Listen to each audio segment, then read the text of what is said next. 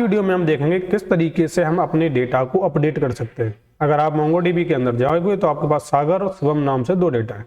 पिछली वीडियो के अंदर हमने देखा था कि हमने कनेक्शन.js के अंदर ईमेल और पासवर्ड नाम की दो फील्ड हम ऐड कर चुके थे।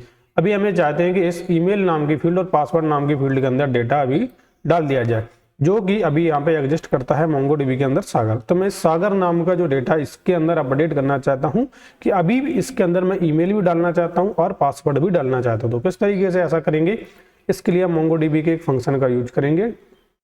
सबसे पहले मैं यहाँ पे एक काम करूँगा, ऐप डॉट पुट रिक्वेस्ट लगाऊंगा और यहाँ पे लिखूंगा अपडेट यूजर डेटा।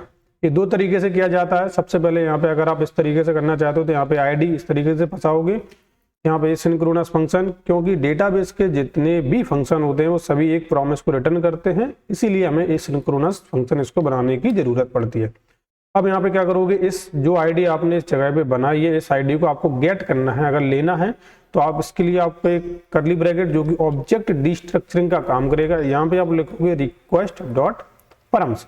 ये क्या होता है, परम्स नाम का एक ऑब्जेक्ट होता है जिसके अंदर ए वाला इस यहाँ पे आप इसके बाद जब भी आप इस तरीके से दोगे कोलन करके जो भी वैल्यू आप दोगे, जैसे आप एज्यूम करिए यहाँ पे आप आईडी के बाद यहाँ पे कोई यूजर आईडी दे रहे हो और यहाँ पे आप कोई डॉक्टर आईडी है, कोई एक ऐसा एप्लीकेशन आप बना रहे हो तो आप इस तरीके की सारी चीजें वहां पे देते हो। तो यहाँ पे आप जो भी चीजें देते हो इस तरीके से कोलन देने के बाद वो सारी चीजें परम्स नाम के ऑब्जेक्ट के अंदर आती हैं और आप यहाँ से उसका पर्टिकुलर वेरिएबल का नाम देके वो चीज गेट कर सकते हो। अपने केस में आपने यहाँ पे नाम दिया अपना आईडी, तो आप यहाँ पे मैंने आईडी लिखा है। अब मुझे क्या करना है कि इस आईडी के बेस पे ही उसको अपडेट करना है। तो इस आईडी के बेस पे अपडेट करने के लिए हम क्या करेंगे, हम यहाँ पे डेटा नाम का वेरिएबल अवेट और इस यूजर कलेक्शन को यूजर मॉडल नाम दिया था, user model dot find by ID and update. और इसके अंदर हमें क्या करना है, सबसे पहले हमें आईडी देनी है। आप आईडी आप इस तरीके से दे सकते हो कि अंडरस्कोर आईडी के साथ मैच कराइए मेरी ए वाली आईडी। इसके बाद आपका जो भी रिक्वेस्ट डॉट बॉडी आएगा तो यहाँ पे लिख देते हैं जो भी रिक्वेस्ट डॉट बॉडी है वो पूरी रिक्वेस्ट डॉट बॉडी। अब यहाँ पे इस तरीके से उन्होंने एक्सेस देने से मना कर दिया है। तो अब आप यहाँ पे क्या कर दीजिए, या तो आप यहाँ पे डॉलर सेट कीवर्ड का यूज करेंगे और इसके बाद आप यहाँ पे लिखोगे रिक्वेस्ट डॉट बॉडी। अगर आप इस तरीके से लिखोगे तब भी आपका सही तरीके से काम करेगा। एक्सेसिबल नहीं बता रहा है। आप यहाँ पे एक काम कर लीजिए, यहाँ पे आपको क्या मिलने वाला है, ईमेल मिलेगा और पासवर्ड मिलेगा। किसमें से, रिक्वेस्ट डॉट बॉडी में से। तो अब आप यहाँ पे इस तरीके से करोगे, आप बोलोगे ईमेल के अंदर ईमेल डाल दो, पासवर्ड के अंदर पासवर्ड डाल दो और यहाँ पे आप देते हो न्यू ट्रू। अब ये न्यू ट्रू क्या करता है, जब भी आप किसी डेटा को अपडेट करते हो तो आप ये चाहते हो कि जिस समय वो अपडेट हुआ है और जो डेटा अपडेट हुआ है वो वाला आपको मैं एक्चुअल में करके दिखाता हूँ। अभी यहाँ पे न्यू को अभी नहीं देते हैं और यहाँ पे रिटर्न करते हैं response dot status 200 dot send और डेटा। इसमें मैं ट्राई कैच भी लगा लेता हूँ, अगर कोई एरर अपने को मिलती है तो इजीली हम उसको गेट कर सकते हैं। और return response dot status 500 dot send error dot message. ठीक है, यहाँ पे अपना कनेक्शन सक्सेसफुल आ चुका है। यहाँ पे हमने इसको नाम दिया है update user data. Update user data, इसके अंदर आईडी देना है तो डेटाबेस के अंदर जाएंगे, इस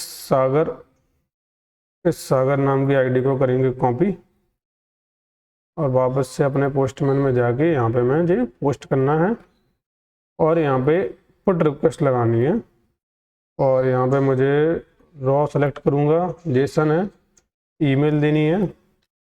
ईमेल के अंदर दूंगा मैं यहाँ पे ईमेल के अंदर न्यू email @gmail.com।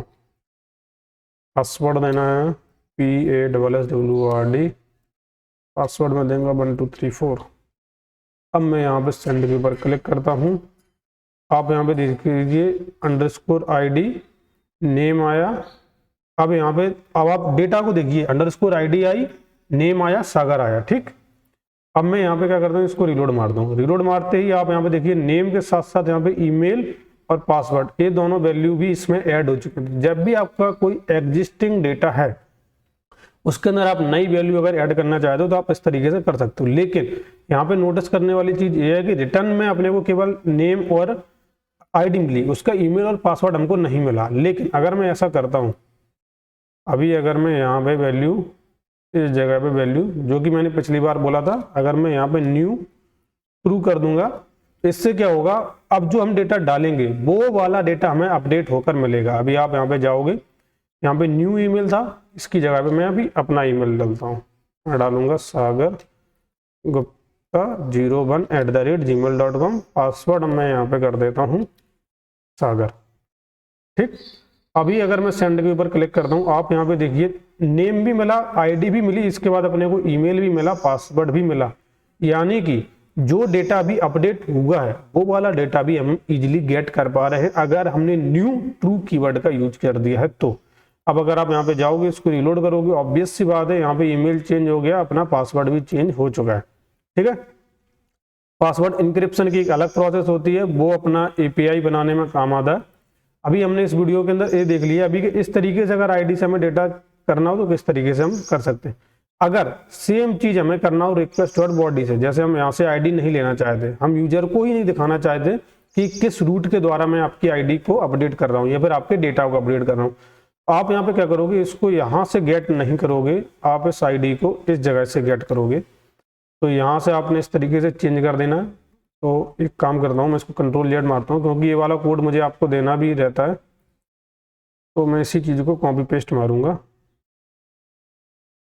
और यहाँ पे चेंज करूंगा, यहाँ पे इसको ID को कॉपी,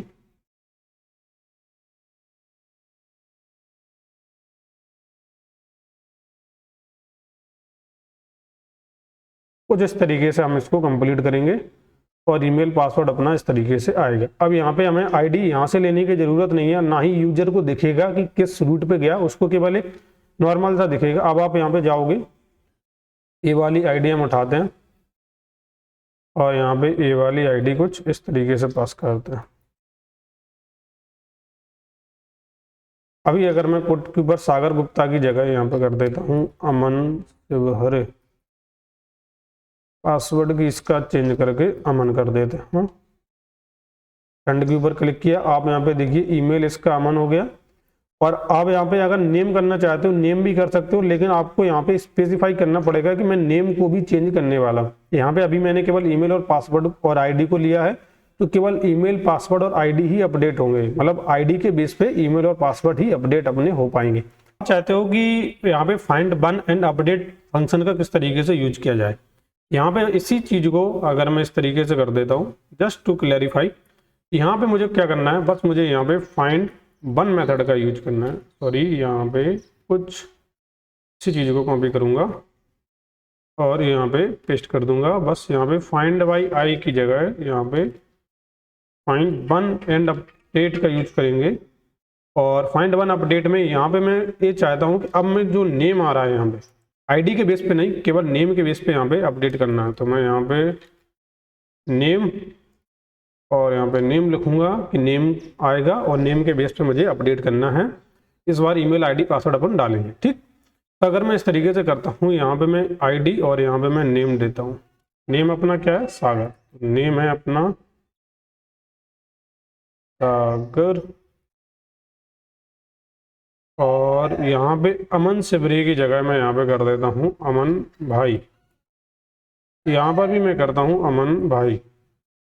लेट्स से यहाँ पे सेंड के ऊपर क्लिक किया, cast to object ID field for value ID undefined at path ID। Okay, actual में अपडेट यूजर डेटा वाले पे गया है, तो मुझे update user data by name यहाँ पे इस तरीके से इसको कॉपी करूंगा,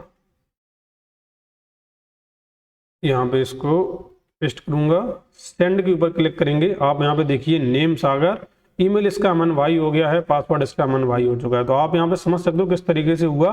अगर आपको केवल आईडी के बेस पे कराना है तो आप find by ID and update function को कॉल करेंगे।